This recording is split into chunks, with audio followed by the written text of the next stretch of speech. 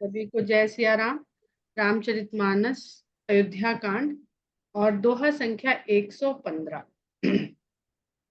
जटा मुकुट सीसनि सुभग उर भुज नयन विशाल सरद परब विधु बदन बर लसत स्वेद कन जाल। अब जहां पर रामचंद्र जी लक्ष्मण और सीता के सहित विश्राम करने के लिए जिस वृक्ष के नीचे रुके हैं, वहां पर आसपास के गांव के सभी स्त्री पुरुष वहां पर इकट्ठे हो गए हैं और उनके दर्शन का लाभ ले रहे हैं। आगे तुलसीदास जी लिखते हैं कि बरनी न जाई मनोहर जोरी शोभा बहुत थोरी मति मोरी। और कह रहे हैं कि ये जो मनोहर जोड़ी है, जिसमें राम लक्ष्मण और सीता ये विराजमान है जिस प्रकार वृक्ष के नीचे, तो उस जोड़ी का जो सौंदर्य है, शोभा बहुत बहुत शोभा है उसकी, बहुत सुंदरता है।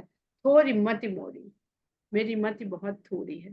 तो तुलसीदास जी स्वयं कह रहे हैं कि राम लक्ष्मण और सीता सौंदर्य के रूप में, और केवल बाहरी सौंदर्य नहीं, जो संसार को दिख रहा है वो सौंदर्य नहीं, उनका जो आंतरिक स्वरूप है वो भी कहने में मेरी बुद्धि समर्थ नहीं। क्योंकि लिखते हैं कि राम लखन सिय सुंदरताई सब चित वही चित मन मति लाई। राम लखन और सीता की जो सुंदरता है उसको सब लोग चित्त मन और बुद्धि लगा करके देख रहे हैं। तो अब जब चित्त मन और बुद्धि तीनों राम लक्ष्मण और सीता की ओर लगा हुआ है और दर्शन कर रहा है, तो तुलसीदास जी उस शोभा का कैसे वर्णन करें। बुद्धि समर्थ होती है जो दिख रहा है उसका वर्णन करने में, लेकिन बुद्धि समर्थ नहीं होती है कि किसी के मन में क्या है और किसी के चित्त में क्या है। मन बुद्धि और चित्त पर हम लोग पहले भी बात कर चुके हैं।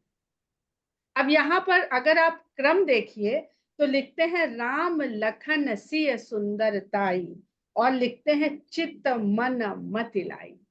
यानी चित्त राम से, मन लक्ष्मण से, और मति यानी बुद्धि सीता से। इन तीनों के स्वरूप को, राम लक्ष्मण सीता के स्वरूप को समझने के लिए, जुड़ने के लिए कहां पर मन, कहां पर बुद्धि और कहां पर चित्त का कनेक्शन होता है, ये बता रहे हैं तुलसीदास जी। मन की अगर हम बात करें, और लक्ष्मण जी को सदा जागृत बताया गया है, सब जागेंगे वो 14 वर्ष के वनवास में। लेकिन वाल्मीकि रामायण कल पढ़ने बैठे यही प्रसंग, तो वहां पे एक जगह लिखा है कि रामचंद्र जी उठे और उन्होंने सोते हुए लक्ष्मण जी को जगाया। ये प्रथम रात्रि द्वितीय रात्रि का ही प्रसंग है। अब तुलसीदास जी लक्ष्मण जी के जिस जागरण की बात कर रहे हैं, वो इस विषय पर हम लोग चर्चा कर चुके हैं कि उस जागृति का मतलब क्या है। मन का जागृत रहना, मन सदा जागृत रहे, और जो स्वप्न हम देखते हैं वो मन के जागृत होने के कारण ही देखते रहते हैं। और विवाह मंडप में जो लक्ष्मण जी की अवस्था बताई गई है, वह भी अगर उस अवस्था, जीव की अवस्था की हम बात करें, तो वो मन की क्या अवस्था होती है या होनी चाहिए, उसका ही वर्णन है। लक्ष्मण जी और उर्मिला जी वहां पर विराजमान हैं, अपने अपने क्या कहते हैं ना, अपने अपने जीव की अवस्थाएं अपने अपने स्वामी के साथ विराजमान है। और लक्ष्मण जी को हम जानते हैं कि शेष के अवतार है, शेषनाग के अवतार है। शेषनाग का निवास कहाँ है? शेषनाग का निवास क्षीर सागर में है, और क्षीर सागर में सदा बहुत सारी लहरें ही उठती रहती। समुद्र का तो बहुत स्वाभाविक स्वभाव है कि उसमें सदा लहरें रहती हैं, और उर्मिल का अर्थ होता है लहर।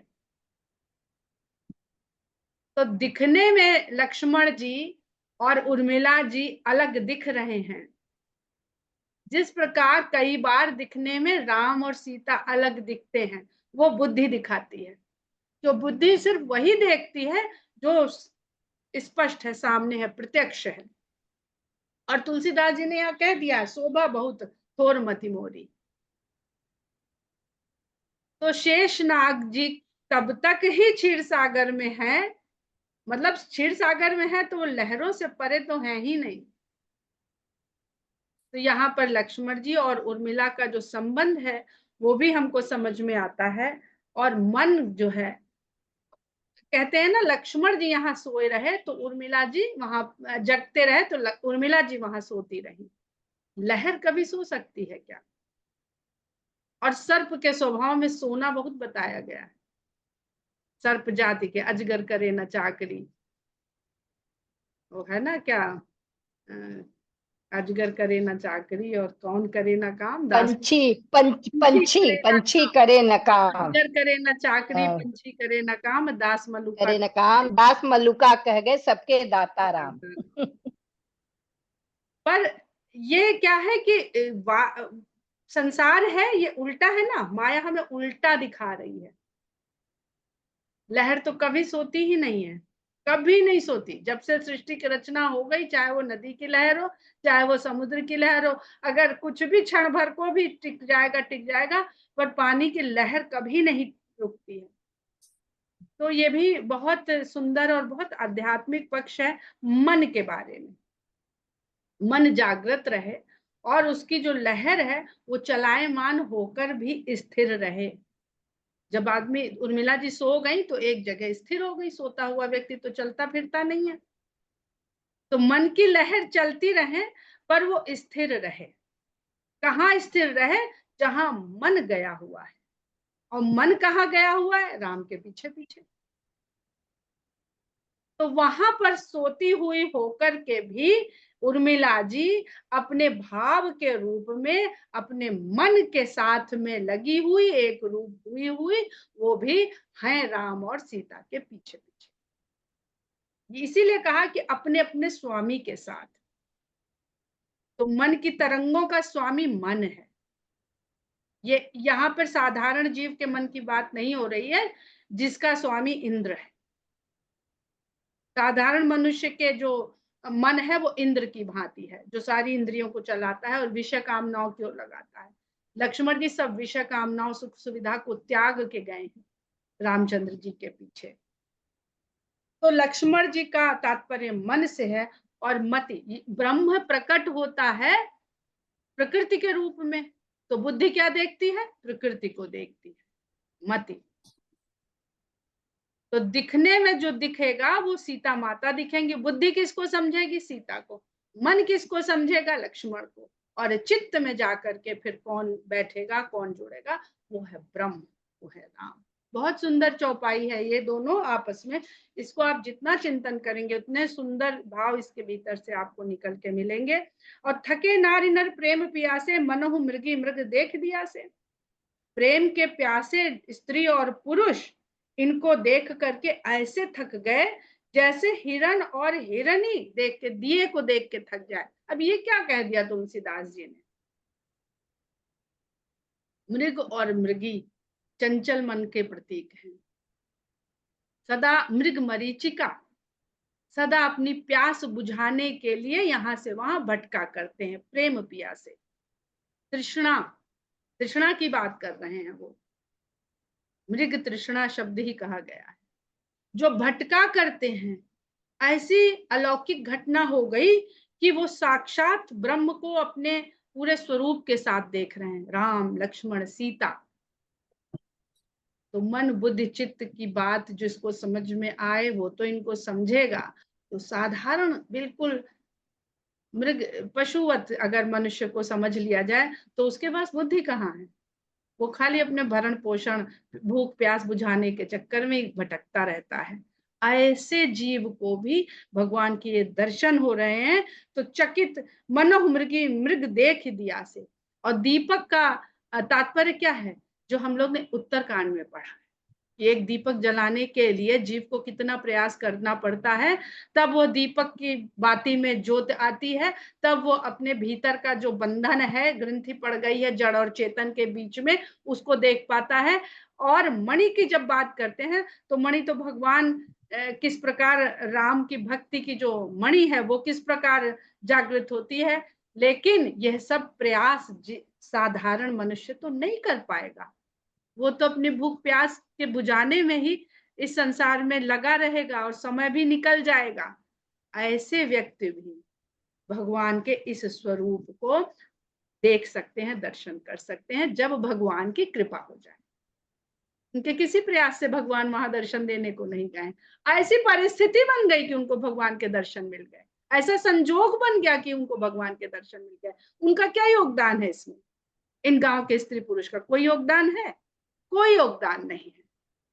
इसलिए बार बार तुलसीदास जी कहते हैं कि सोई जान ही जेहि देहु जनाई। अरे तुम जिसको चाह लो कि दर्शन देना है, उसको तो दर्शन तुम्हारा होना ही होना है। वो कोई प्रयास करे और चाहे न करे, तो इच्छा किसकी सर्वोपरि है? भगवान की। थके नारी नर प्रेम पियासे, मनहु मृगी मृग देख दिया से। सिय समीप ग्राम तिय जाही, पूछत अति स्नेह सकुचाही। बुद्धि बुद्धि के पास जाती। बुद्धि में थोड़ा अहंकार होता है, अहंकार के साथ संकोच होता है। वो अहम के कारण भी होता है कि हम इनसे कैसे पूछ लें, इनसे पूछेंगे तो इनको लगेगा हमें कुछ पता नहीं है। ये बुद्धि ऐसे ही काम करती है। तो जो सामान्य स्तर की बुद्धि है, जिसको तुलसीदास जी बड़े प्रेम से ग्रामतीय लिख रहे हैं, ग्रामीण स्त्रियां, तीय यानी त्रिया, त्रिया से बना तीय अवधि में, और ग्राम त्रिय यानी ग्रामीण स्त्री सीता के समीप जाती हैं। तो अगर जानना है कि ये संसार में ब्रह्म क्या है, कर्म क्या है, तो बुद्धि को सीता के पास जाना पड़ेगा। पूछत अति स्नेह सकुचाही, बड़े स्नेह से पूछते हुए सकुचा रही। बुद्धि सदा सकुचाती, वही जो हमने कहा, उसको संकोच रहता है। अपने ज्ञान का संकोच होता है, अपने अज्ञान का भी संकोच होता है। भले कुछ ना पता हो, लेकिन दूसरे को ना पता चले कि हमें कुछ नहीं पता है। बार बार सब लागहि पाए, कहाहि बचन मृदु सरल सुभाए। बार बार उनके चरण लगती हैं और बड़े ही मृदुलता के साथ, सरल सरल हैं। सभी ग्रामीण स्त्रियां सरल होती हैं। कहते हैं ना भाई, दुनिया नहीं देखी है, जितना उनका जीवन है उसी में जानी समझी हुई हैं बस। तो बड़े मृदुल स्वभाव के साथ, सरल वचनों के साथ पूछती हैं। राजकुमारी विनय हम करही, तिय सुभाए कछु पूछत डरही। कितना सुंदर तुलसीदास जी बुद्धि का स्वरूप का वर्णन कर रहे हैं कि हे राजकुमारी, हम आपसे विनय करते हैं, स्त्री के स्वभाव के कारण पूछते हुए कुछ कुछ डरते हैं। यहाँ पर हमें स्त्री पुरुष के भेद से दूर हो जाना चाहिए। भेद बुद्धि हमें यहाँ स्त्री में अटका देगी, लेकिन अभेद का जिसको बोध हो गया कि तुलसीदास जी केवल अभेद की बात कर रहे हैं, जहां भेद है वहां ईश्वर नहीं। जहां भेद आ जाता है वो माया, माया ही भेद डालती है। अब वो आपकी बुद्धि किस तरह से ले रही है, ये आपकी सामर्थ्य है, हमारी सामर्थ्य है, हम सबकी। लेकिन जहां राम की कृपा हो जाएगी, वहां भेद समाप्त हो जाएगा। तो ये हम स्त्री पुरुष के भेद से परे होकर के भी इस बात को समझते चले। स्वामी ने अभिनय क्षम भी हमारी, बिलगु न मानव जान गंवारी। ये स्वामिनी, जो हम ये अभिनय, विनय भी कर रही है और अभिनय भी। देखिए, राजकुमारी विनय हम कर रही और स्वामी ने अभिनय क्षम भी हमारी। ये कौन सी बात हो गई कि विनय भी है और अभिनय भी है? क्योंकि पूछने जा रही हैं। अब जानकार से पूछना तो थोड़ी धृष्टता हुई ना। बहुत बड़ा कोई प्रोफेसर बैठा हो, बहुत बड़ा, नासा का, और हम जाके उससे कहें कि हमको जरा वाटर मॉलिक्यूल के बारे में कुछ बता दीजिए, तो उसकी इंसल्ट है ये। अरे पहले अपने प्राइमरी टीचर से पूछ लो ना, थोड़ा और आगे बढ़ो, थोड़ा और आगे बढ़ो, फिर हम तक आओ। हमसे वैसा प्रश्न पूछो जो हमारे काबिलियत के लायक हो। तो कहती, हमारी इस धृष्टता को क्षमा करिएगा। बिलगुन मानव जानी गंवारी। और गंवार, गंवार का मतलब यहाँ यही है, जिसने गांव में रहता है, जिसका कार्य केवल श्रम करना है, जो अपने, उस गंवार से मतलब ये बिल्कुल नहीं है जो हम लोग ले लेते हैं यहाँ ग्रामीण व्यक्ति से मतलब है कि जिसका जीविकोपार्जन, जीवन पूरा खर्च हो जाता है श्रम और परिश्रम करने। तो बुद्धि के लिए उसने कभी काम ही नहीं किया है। तो कहती हमको विलग न मानिएगा, बुरा न मानिएगा। राजकुंवर दो सहज सलोने, इनते लही दुति मरकत सोने। पर बात वो जो पूछ रही है वो गहरी बात पूछ रही है। जितनी सरल सहज और गंवार वो स्वयं को बता रही हैं, यानी उनके भीतर अपने ज्ञान का कोई दंभ नहीं है कि देखो हमने ऐसा प्रश्न पूछा कि तुमको अटका दिया, फंसा लिया, या तुम्हारे मन में ये भाव आ गया कि वाह क्या प्रश्न पूछा है। वो स्वयं को अपने बुद्धि ज्ञान से नीचे परे बिल्कुल रख रही हैं और कह रही हैं कि ये दोनों राजकुमार जो हैं ये बड़े सुंदर सलोने हैं। इन्हीं से लगता है कि स्वर्ण और पन्ने को इन्हीं से आभा मिली है। अब ये जो रंगों का संयोजन है कि सोने, जो मरकत मणि है वो जब सोने में जड़ जाती है, जब आभूषण बन जाती है, तब उसकी जो सुंदरता है उसकी कीमत फिर बढ़ती चली जाती है। और शेषनाग जी बिल्कुल अंगूठी के घेरे की तरह विराजमान है क्षीर समुद्र में, और उसमें भगवान विराजमान है बिल्कुल ऐसे ही जैसे अंगूठी के बीच में पन्ना विराजमान होता है। तो बिना संयोग के ब्रह्म का सौंदर्य कोई जान नहीं सकता है। वो इतना अलबेला है, इतना अनदेखा है, इतना अबूझा है, उसको साथ में लगाना ही पड़ेगा। श्यामल गौर किशोर बर सुंदर सुषमायन सर, जैसे आध्यात्म रामायण में एक जगह लिखा है कि एक बहुत बड़ा व्यापारी था, उसने अपने पुत्र से कहा कि जाओ तिजोरी में से भीतर से सोना ले आओ। वो बार बार जाए और लौट आए, कहे सोना नहीं है वहां। कई बार जब उन्होंने भेजा तो वो फिर खुद गए, बोले कि ये सब जो रखा है ये क्या है, सोना ही तो है। उसमें आभूषण रखे थे, कंगन थे, हार थे, माला थी, चूड़ियां थी, पाजेब थी, करधनी थी, मुकुट थे। तो उसने कहा कि ये तो ये मुकुट है, ये हार है, और ये कंगन है, और ये बाजूबंद है। तो उन्होंने कहा कि क्या इन सब में सोना नहीं, तुम इसमें सोना क्यों नहीं देख पा रहे हो। तो ऐसे ही ये पूरा संसार है, हम उसके भीतर सोना नहीं देख पा रहे हैं, हम केवल आभूषण देख पा रहे हैं। पर क्या बिना सोने के कोई आभूषण बन सकता है? जब भौतिक जगत में बिना सोने के कोई आभूषण नहीं बन सकता है, तो ये जो हाड़ मास का शरीर है इसमें चेतना कहाँ से आती है? श्यामल गौर किशोर बर सुंदर सुषमा ऐन, शरद सरबरी नाथ मुख शरद सरोह नैन। कहते हैं कि कहती हैं वो सारी ग्रामीण स्त्रियां कि श्यामल और गौर वर्ण के ये जो सुंदर सुषमा के भंडार, सुंदरता के भंडार, ये दो श्रेष्ठ किशोर हैं साथ में। शरद सरबरी नाथ मुख, जिनका जो मुख है वो शरद ऋतु के चंद्रमा के समान है, और शरद सरोरु नैन, और जाड़े में खिलने वाला जो कमल होता है उसके समान इनके नैन है। कोटि मनोज लजावनी हारे, सुमुख कहहु को आहि तुम्हारे। जो करोड़ों कामदेव को लज्जित कर देने वाले हैं, हे सुंदर मुख वाली, कहो ये तुम्हारे कौन है। अब इसको जरा सा विश्व संसार में लेकर के पूछ देख लीजिए कि ये प्रकृति जो है, वो ये संसार जो है, जो वो दिख रही है हमें, जिस रूप में प्रकृति आदिशक्ति जिस रूप में दिख रही है, उसका रिश्ता क्या है ब्रह्म से। और ब्रह्म के अलावा जो जीव तो ब्रह्म से जुड़ नहीं पाता है, जीव जुड़ता है कर्म से। सुनि स्नेह में मंजुल बानी, सकुची सिय मन मोह मुस्कानी। ये स्नेह भरी वाणी सुन करके सीता जी सकुची सिय मन मोह मुस्कानी, सीता जी सकुचा जाती हैं, लेकिन मन ही मन में मुस्कुराने लगती हैं कि जीव आ गया है, इस भेद को जानने के लिए मेरे पास। जैसे केवट के पास राम मुस्कुराए थे, किसी को कम मत समझिए, ब्रह्म और आदि शक्ति।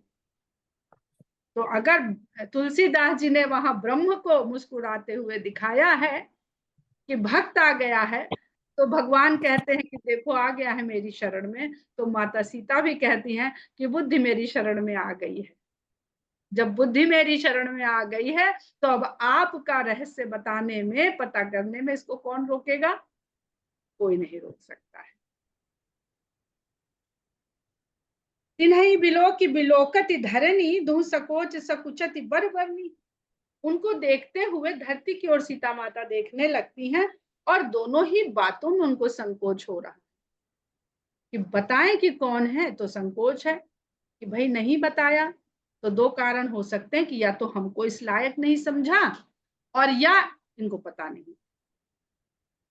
तो पता तो है क्योंकि संग में है, तो संकोच कर रही है कि अगर नहीं बताते हैं तो भी ठीक बात नहीं होती है। और ये इतना अलौकिक संबंध जो पारस्परिक प्रेम का संबंध है, इसको बताने में संकोच होता है। प्रकृति सब कुछ प्रकट करती है, पर संकोच के साथ छुपाए रहती है। बीज के अंदर पूरा वृक्ष होता है, सिकुड़ा हुआ होता है बीज, जब वो खुलता है, फटता है, तब उसमें से पूरी प्रकृति, पूरा वृक्ष प्रकट हो जाता है। सकुच सप्रेम बाल मृग नैनी, बोली मधुर बचन बैन। संकोच ज्ञानी को बड़ी जल्दी हो जाता, अच्छा हमसे पूछा, अभी हम बताते हैं। देखो ऐसा नहीं है, वो भी संकोच के साथ कि अरे आप तो, जैसे राम और ऋषि मुनियों का हम लोग व्यवहार याद कर ले, भारद्वाज मुनि के साथ। तो वो कौन है? मुनि है, तपस्या करते हैं, योग करते हैं, बहुत अध्ययन करते हैं, और भगवान के सामने जब जाते हैं तो दोनों एक दूसरे के आगे नमित हो रहे हैं। वो कह रहे हैं आप बड़े, वो कह रहे हैं आप बड़े। तो सीता जी कहती है कि आप ही की दुनिया में जो ज्ञान की दुनिया चल रही है, वहीं पे ये चलेगा, ऐसा नहीं है। जो भक्ति की दुनिया है, जो सहज सरल लोगों की दुनिया है, वहां पर भी यही संबंध चलेगा कि वो भी सकुचा रही है, पूछने वाली भी और बताने वाली भी सकुचा रही है। इसलिए कहते हैं कि राम और सीता एक ही हैं। और बड़े ही अपनी कोयल जैसी वाणी में कहती हैं, छोटे बच्चे हिरन के आंखों के समान आंखों वाली सीता जी कहती हैं, सहज सुभाए सुभग तन गोरे, नाम लखन लघु देवर मोरे। ये जो सहज स्वभाव, लक्ष्मण जी संकोची नहीं है, लक्ष्मण जी प्रकट है। और गोरे तन वाले, इनका नाम लक्ष्मण है, और ये छोटे हैं, मेरे देवर हैं। बहुरी बदन विधि अंचल ढाकी, पिय तन चितई भौह करी बाकी। इतना सुंदर लिखा है तुलसीदास जी ने कि अगर इसका आपको वास्तविक रूप देखना हो ना कि क्या छवि होगी, तो कभी बिरजू महाराज का घूंघट में जो वो भाव भंगिमा दिखाते हैं, उसको देखिएगा। बहुत रील पड़ी हुई है कि कितने घूंघट को कितना उठा के स्त्री जब देखती है तो कितनी आंख इतना खोलती है कि बस आंख दिख जाएगी और कुछ नहीं दिखेगा। दृष्टि, यहाँ आंख से मतलब है दृष्टि। बहुरी बदन विधि अंचल ढाकी, फिर मुख को, चंद्रमा के समान मुख को आंचल से ढांक लिया, और पिय तन चितई, अपने प्रीतम की ओर देखा, और भौं करी बांध, और भाव बाकी करके ऐसे ढका, और ऐसे भाव तिरछी करके देखा अपने प्रियतम यानी राम की ओर। खंजन मंजु तिरीछे नयननि, निज पति कहेहु तिन्हि सिय सयननि। इशारे में कह दिया, अपना पति बता दिया इशारों में। प्रकृति इशारा करती है, प्रकृति बोलती नहीं है। कह रहे निज पति कहेहु, अपना पति कहा, तिन्हि उनसे, सिय सैनन, सिया ने इशारे से। खंजन पक्षी के सुंदर तिरछे नेत्रों के समान, खंजन पक्षी के जो नेत्र हैं बहुत चंचल होते, एक तो पक्षी चंचल, ऊपर से खंजन के नयन चंचल। तो चंचल करना पड़ेगा ना, जब घूंघट भी है और देखना भी है, तो आंखों को चलाना पड़ेगा। बहुत सुंदर है, आध्यात्मिक भाव भी है इसके, बहुत सुंदर है कि चंचलता तो रहे, पर चंचलता का लक्ष्य क्या रहे? भगवान राम। मन बड़ा चंचल, फिर नेत्र बड़े चंचल, लेकिन ये दोनों ही का लक्ष्य क्या है? ये दोनों ही लगे किस ओर हैं? भगवान राम की ओर। भई मुदित सब ग्राम बंधुटी बधूटी, रंकन राय रास जन लूटी। इतना सीता जी का इशारे से बताना था कि सब ग्राम वधुएं बहुत आनंदित हो गईं। अब इसमें आनंद होने की कौन सी बात है भैया? प्रीतम उनके हैं, पति उनके हैं, आनंद इनको मिल गया। तो उस आनंद से भर गई जहां पर उनको ब्रह्म का दर्शन हो गया, ब्रह्म का ज्ञान मिले, ब्रह्म का सानिध्य मिले, तो एक अवस्था अवश्य आएगी कि आनंद जरूर होगा। अगर आप बहुत पूजा भक्ति करते हैं और मन सदा फ्रस्ट्रेटेड रहता है, तो बहुत दूर है भगवान से, बहुत दूर है। रंकन राय रास जन लूटी, ऐसा लगा कि रंकों ने बहुत बड़ा खजाना लूट के पा लिया। अति सप्रेम सिय पाए परि बहुविधि देहि असीस, बड़े प्रेम के साथ सीता जी के पैर पड़ी और बहुत प्रकार से उनको आशीर्वाद दिया। पाए भी पड़ रही और आशीर्वाद भी दे रही। अनोखी अनोखी लीला है, देखिए, अनोखी प्रथा है। नहीं तो पैर पड़ा जाता है और आशीर्वाद पाया जाता है। लेकिन प्रकृति है ना, हम लोग प्रकृति का उपयोग भी करते हैं और कृतज्ञता भी प्रकट करते हैं। हम प्रकृति के बिना जी नहीं सकते हैं, लेकिन जो भी उससे प्राप्त करते हैं उसके बदले में उनको कृतज्ञता प्रकट करना ही मनुष्य का धर्म है। भगवान राम यहाँ पर अभी से ही उनका धर्म को प्रकट करने का रूप चल चुका है। तो बात करेंगे इस पर। अभी एक निरंजन करके एक प्रोग्राम हुआ था, वहां पे धर्म की बहुत सुंदर व्याख्या करी गई।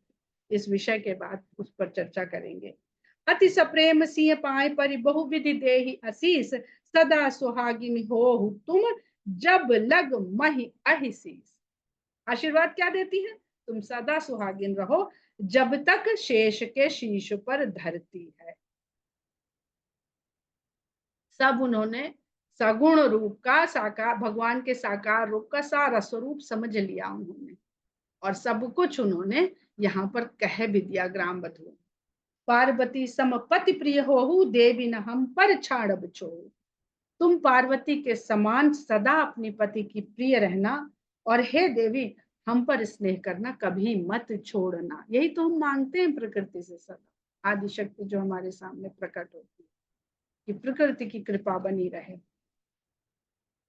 और पार्वती समपति प्रिय होहु, सती सम कहीं नहीं कहा जाता है, पार्वती सम कहा जाता है, क्योंकि भगवान राम के प्रेम के कारण शंकर भगवान ने सती को त्याग दिया था। लेकिन पार्वती को कभी नहीं त्यागा, कभी रुष्ट भी नहीं हुए, सदा बहुत प्रेम किया, क्योंकि पार्वती ने राम के बारे में जानना चाहा शंकर से। तो जो सांसारिक संबंध है, या जो गुरु शिष्य संबंध है, या जो पूरे संसार में बना हुआ स्वाभाविक संबंध है, जो हमको दिखने में नहीं दिखता है, नहीं समझ आता है, वहां पर भी यही गति होती है जीव। पुनि पुनि विनय करी कर जोरी, जो एहि मार्ग फिरिय बहोरी। कहती है कि बार बार हम हाथ जोड़ करके आपसे ये प्रार्थना करते हैं कि अगर फिर से इस मार्ग से फिरना, मतलब गुजरना, फिरना कहते हैं चलना फिरना, ये सुने होंगे शब्द। दर्शन देव जानी निज दासी, लखी सिंह सब प्रेम प्यासी। तो अपनी दासी समझ करके फिर से दर्शन देना। सीता जी ने सबको प्रेम की प्यासी देखा। बुद्धि बुद्धि में एक बात समझ में आती है, अगले दिन फिर भूल जाती। बहुत अच्छा लगता है सब कुछ, पर जैसे ही संसार में जाते हैं, किटी पार्टी में जाते हैं और बढ़िया मौज मस्ती करते हैं, तो बुद्धि फिर भूल जाती है, फिर वहां रम जाती है। तो बार बार आप हमारे ऊपर ये कृपा बनाए रखिएगा कि दर्शन देव जान निज दासी, हमारी बुद्धि आपकी दासी है, आपकी सेविका है, आपकी सेवा में लगी हुई है। तो लख सी सब प्रेम प्यासी, सीता जी ने जान लिया ये सब प्रेम की प्यासी हैं। मधुर वचन कह कह परितोषी, उन्होंने सबको बहुत मधुर वचन कह के संतुष्ट किया। जन कुमुदिनी कौमुदी पोसी, जैसे कुमुदिनी को चांदनी आके खिला, चंद्रमा वहां है, वहां से चांदनी चलती है और कुमुदिनी खिल जाती। ब्रह्म राम है, वही जो हमने कहा ना कि अगर राम सूर्य हैं तो सीता माता किरण है, राम चंद्रमा है तो सीता माता चांदनी की किरण है, और किसी भी रूप में आ रही हैं वही लेकर के आ रही हैं, वही माध्यम है जीव तक लाने का। तब ही लखन रघुबर रुख जानी, पूछे उमग लोगन मृदुबानी। इतने में लक्ष्मण जी ने राम का रुख देखा और ये जान लिया कि वो क्या चाहते हैं, तो उन्होंने लोगों से बड़ी मधुर वाणी में रास्ता पूछा। सुनत नारी नर भये दुखारी, अब सब आनंद ले रहे थे तो दुखी हो गए कि अरे ये तो मार्ग पूछने लगे। पुलकित गात बिलोचन बारी, और उनके पुलकित शरीर से आंसुओं से आंखों से आंसू बहने लगे। ये सुनते हैं कि अरे ये रास्ता पूछ रहे हैं, अब ये चले जाएंगे यहाँ से। मिटा मोद मन भय मलीने, विधि निधि दीन लेत जनु छीने। तो मन का आनंद मिट गया और उनके मन मलिन हो गए, फिर से म्लान हो गए, और ऐसा लगा जैसे विधाता ने उनको खजाना देते देते उनसे फिर से छीन लिया। समझ करम गति धीरज की, सोधि सुगम मग तिन्ह कहीं गई। अपने कर्मों की गति को जानते हुए कि बस इतना ही दर्शन, इतना ही साथ हमारे कर्म के कारण इनके साथ उपलब्ध था, तो धीरज धरते हैं और उनको शोध सुगम मग, शोध करके आपस में बातचीत करके कि जो सबसे सही रास्ता हो, जो सबसे सुगम मार्ग हो, वो इनको बताया जाए, वो उनके सुपुर्द कर दिया। लखन जानकी सहित तब गमन कीन्ह रघुनाथ, फेरे सब प्रिय बचन कही लिए लाई मन सा। लक्ष्मण जी और सीता जी के सहित तब रघुनाथ ने उनके बताए हुए मार्ग पर गमन किया और सबको बहुत प्रिय वचन कह के लौटाया और लिए लाई मन साथ, लेकिन उन सबके मन को अपने साथ ले चले। यहीं पर हम लोग विराम करते हैं। जय सिया राम।